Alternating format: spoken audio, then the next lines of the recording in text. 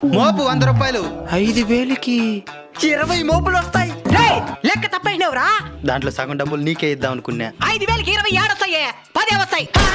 10 కాదు 20 వస్తాయి. సరే ఎత్తుకోమరా. మనకిచ్చే సగం డబ్బులు ఆ రైట్ కి ఇచ్చేద్దాం, అట్టయినా బాగుపడతాడు.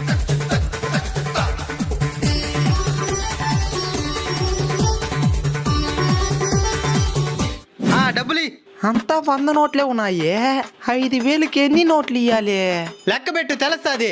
5,000కి 100 రూపాయల నోట్లు అంటే 10 వస్తాయి. 10 కాదురా 50 వస్తాయి. లెక్కల్లో నన్ను ఎవడు మోసం చేయలేడు. 10 వస్తాయి.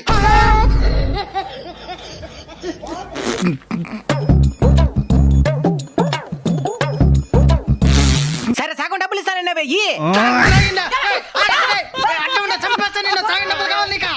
అందుకే పెద్దలు చెప్పేది, ఎవరైనా మోసం చేస్తే మనం కూడా ఎప్పటికైనా మోసపోతామని.